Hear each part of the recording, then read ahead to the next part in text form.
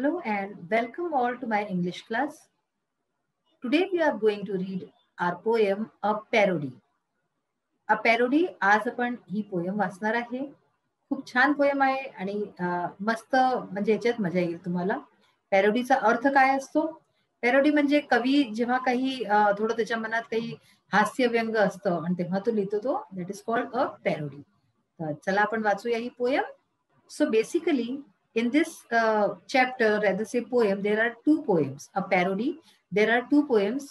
How doth the little busy bee? And the second one is How doth the little crocodile? दोन्ही poems जे आहे वेगवेगळे रायटर्सनी पोएट्सनी लिहिलेले आहे. How doth the little busy bee ह्याचे रायटर कोण आहे? ह्याचे पोएट आहेत आयझॅक वॉट्स.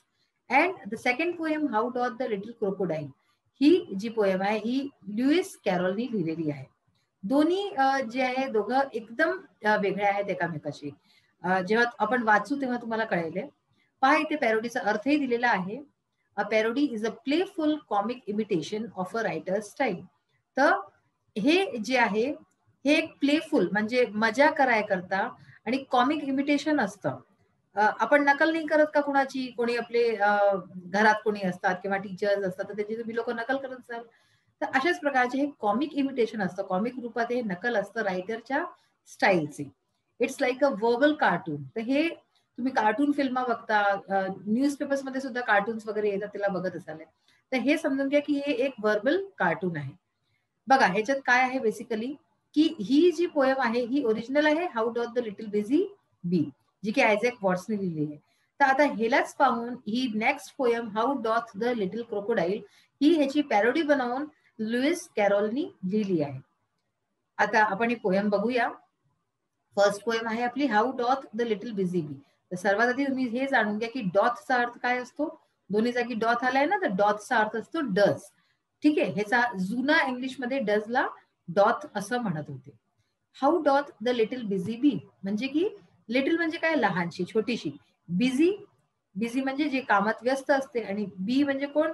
जी माशी असते अशी जे मधुमक्खी असते मधुमाशी असते तर busy B.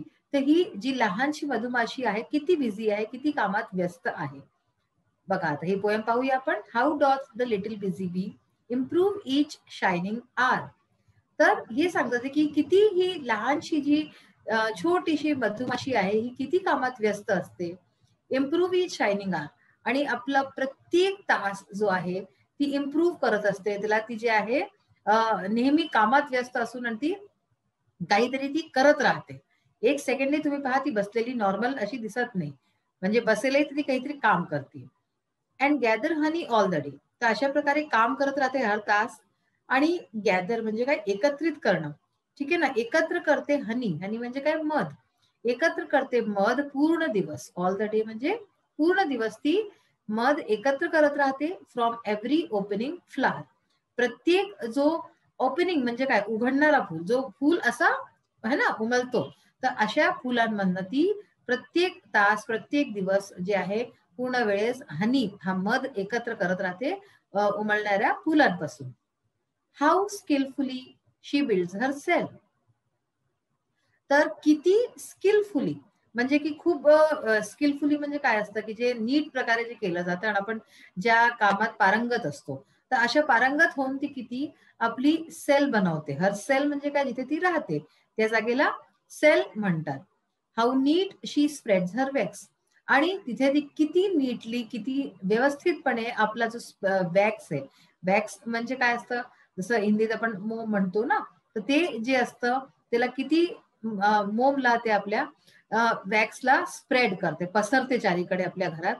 And labours hard to store it well. आणि खूप जे आहे लेबर करते खूप काम करते मेहनत करते की ते त्याला नीट प्रकारे राखून ठेवू शके. With the sweet food she makes. जे स्वीट फूड म्हणजे जे मध असतं ते गोड असतं तुम्हाला माहितीये. जे गोड मध ते बनवते त्याच्याकरता किती मेहनत करते ती आणि किती त्याला नीट प्रकारे संजवून ठेवते. सो हे होतं ह्याचं सार म्हणजे हे की मधुमाशी किती काम करते दिवसभर. एक सेकंड बसत नाही. फुलांमधनं मध घेते ती. ठीक आहे. आणि मग त्या मधाला किती नीट प्रकारे आपला जो सेल असतो जे तिचं घर असतं छत्ते असतात ना जे मधुमाशीचे छत्त्यांमध्ये छत्ते बनवते. मग त्याच्यामध्ये ती वॅक्स स्प्रेड करते. मेन जे असतं ते स्प्रेड करते, पसरते आणि मग त्याच्यानंतर किती मेहनतीने ते आपलं बनवलेलं मध ती तिथे ठेवून ठेवते. तर ह्याचा हे आहे. आता आपण जर ही दुसरी पोयम बघूया तर बघा ह्याच्यात किती सिमिलॅरिटी आहे. ठीक आहे, पहिली जी पोयम होती पहा, हाऊ डॉथ इम्प्रूव्ह इच. तर हाऊ डॉथ इम्प्रूव्ह, ठीक आहे ना, प्रत्येक लाईनची सुरुवात तशीच होतीये. पण जेव्हा आपण ही पोयम वाचू तेव्हा तुम्हाला कळलं की किती मजेदार आहे. And gather honey and pour the waters, ठीक आहे, from every opening on every golden skill. तर असे काही काही शब्द मिळतात आहेत. How skilfully she builds, the how cheerfully, how neat, तर बघत how neatly, and labours and welcomes with the sweet with gently.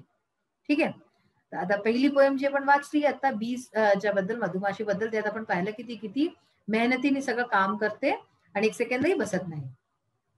आता आपण अशीच ही पोयम बघूया, how doth the little crocodile, जी की ऍक्च्युली पॅरोडी आहे ही फर्स्ट पोयमची.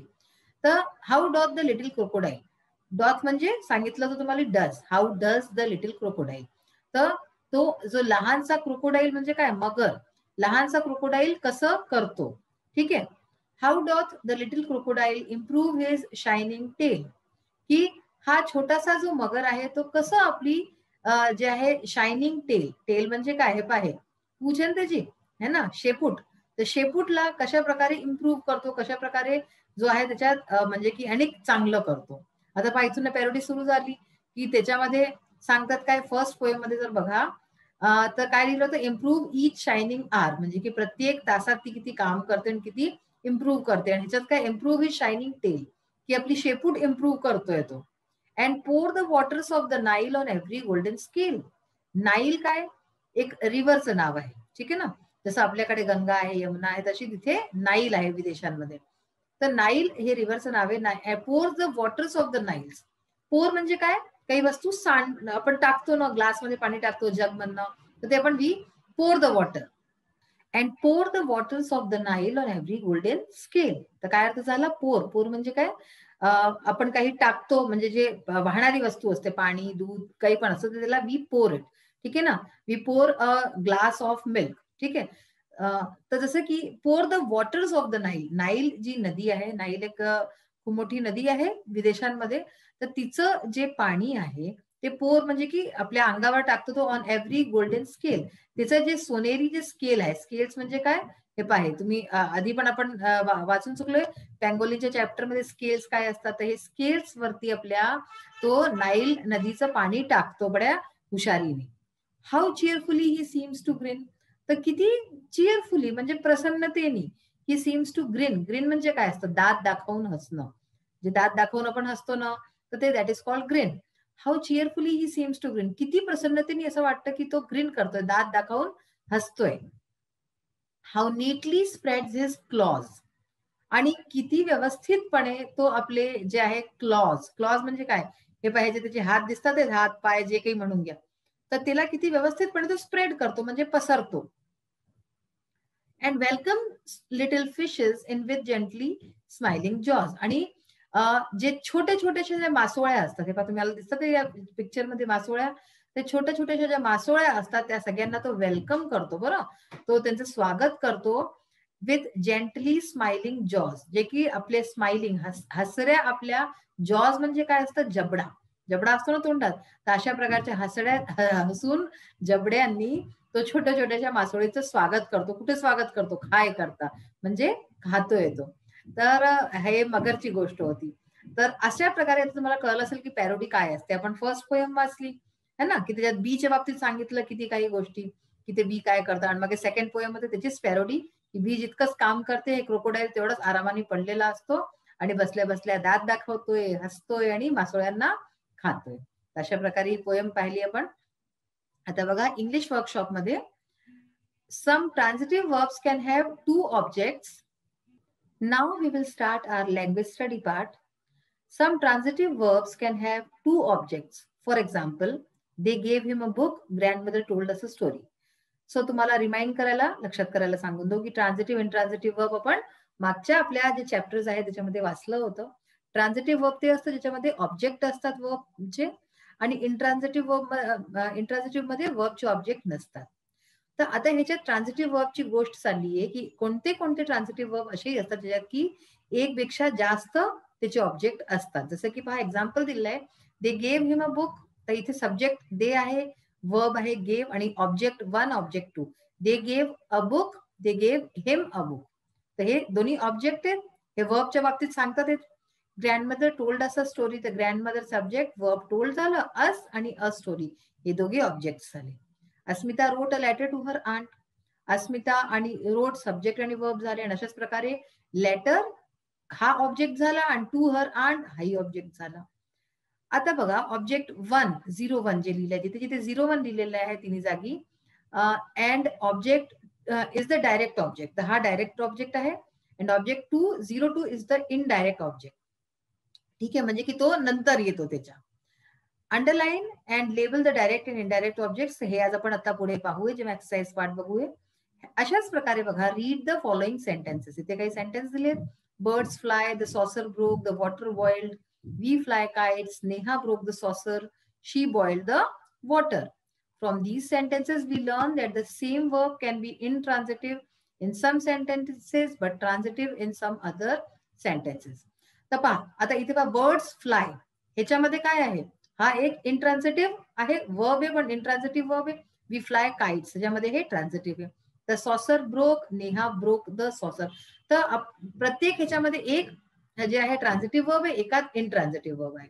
तर अशाच प्रकारे ही एक एक्सरसाइज आहे जी की आपण आता पुढे करूया. तर चला बघूया आपण एक्सरसाइज पार्ट याचा. To begin with the first exercise of language study, underline and label the direct and indirect objects. आपल्याला डायरेक्ट आणि इनडायरेक्ट ऑब्जेक्ट्स जे आहे ते सांगायचे आहे. तर बघा फर्स्ट आहे Mrs Desai teachers us English. तर ह्याच्यामध्ये अस हा इनडायरेक्ट ऑब्जेक्ट आहे आणि इंग्लिश हा डायरेक्ट ऑब्जेक्ट आहे. नेक्स्ट बघा, कारण की Mrs Desai teachers English, Mrs Desai teachers us English. तर इंग्लिश पढवतात टीचर्सचं म्हणून पहिला हा जो होईल डायरेक्ट ऑब्जेक्ट इंग्लिश आहे आणि मग इनडायरेक्टली मग होईल us. He brought some water for the old man. तर सम वॉटर हा झाला डायरेक्ट ऑब्जेक्ट. ठीक आहे ना. ही ब्रॉट सम वॉटर, आता कुणाकरता आणला, he some water he brought for the old man. तर द ओल्ड मॅन हा इनडायरेक्ट ऑब्जेक्ट झाला. She paid 50 rupees to the shopkeeper. तर हा पहा 50 रुपीज हे डायरेक्ट ऑब्जेक्ट आहे आणि मग to the shopkeeper this is the indirect object. Arpita mailed her photographs to her sister. तर Arpita mailed her photographs this is direct object. की जे पहिले जे समजत येईल की मेल केलं तर काय मेल केलं, हर फोटोग्राफ. शी पेड 50 रुपीज, तिने पे केले, तिने दिले, किती दिले, 50 रुपये दिले. तर अशा प्रकारे जी गोष्ट अशी डायरेक्टली जे आहे रिलेटेड असेल ती डायरेक्ट ऑब्जेक्ट होऊन जाईल. आणि टू हर सिस्टर हा इनडायरेक्ट ऑब्जेक्ट आहे. Abhay sold his car to his neighbour. Abhay sold काय विकलं त्यांनी, हिज कार. तर हे हिज कार डायरेक्ट ऑब्जेक्ट झालं. कुणाला विकलं तो to his neighbour. Abhay sold car to his neighbour, ते इनडायरेक्ट ऑब्जेक्ट झालं. मग बघा find the transitive and intransitive verbs in the following sentences. Transitive intransitive वर्ब्सच्या बाबतीत आपल्याला कळलं आहे. आता आपण ह्याच्यातनं बघू. I woke up late. तर वोक हा वर्ब आहे आणि वोकच्या बाबतीत काही सांगत नाही, तर हे इनट्रान्सिटिव्ह आहे. वोकचा कोणता ऑब्जेक्ट नाही. I a rose smells sweet, intransitive. Rose हा काय आहे, हा एक फूल आहे. ठीक आहे ना, एक फ्लावर आहे रोज. आणि गुलाब स्मेल्स स्वीट म्हणजे ह्याची गोड खुशबू आहे. पण रोजचं काही ह्याच्यात काही आहे नाही गोष्ट, तर intransitive. It rained heavily, intransitive. I filled the bucket. तर फिल्ड काय फिल केलं, बकेट फिल केलं. ठीक आहे, तर म्हणून हे ट्रान्सिटिव्ह झालं. The cat smelled a rat. ठीक आहे, तर स्मेल्ड काय स्मेल केलं, a rat. The loud noise woke him. तर ह्याच्यात काय आहे, नॉईज आणि नॉईजने काय केलं, वोक हिम. तर ह्याच्यावरती जेव्हा असर होतो असा कोणता ऑब्जेक्ट आहे तर ते ट्रान्सिटिव्ह असतं. दे rolled up the carpet. Rolled ठीक आहे ना, आणि अप द कार्पेट हे ट्रान्सिटिव्ह होऊन जाईल, ऑब्जेक्ट आहे त्याचं. ज्याच्यात ऑब्जेक्ट असतील ते ट्रान्सिटिव्ह राहिले. Baby bounced the ball is transitive. Baby jumped up and down, intransitive. Baby jumped, ठीक आहे ना, तर जम्प्ड इज अ वर्ब आणि अप अँड डाऊन तर हे कोणचा ऑब्जेक्ट नाही झाला. कुठे जम्प केला त्यांनी, अप अँड डाऊन, पण काय पण त्याच्याशी काही ऑब्जेक्ट नाही बनत आहे. The mist rolled away, this is also intransitive. Pour the milk, ट्रान्सिटिव्ह झालं. पोर हा एक वर्ब आहे आणि काय पोर कर, तर मिल्क, तर ट्रान्सिटिव्ह झाला. Ring the bell twice. So ring हा एक वर्ब आहे, ट्वाइस तर हा ट्रान्सिटिव्ह झाला verb. The glass was full, intransitive. The bell rang, intransitive again. आणि बेबी कॉट द बॉल. बेबीनी कॉट म्हणजे काय, पकडलं. काय पकडलं, बॉल पकडली, तर म्हणून ते ट्रान्झिटिव्ह आहे.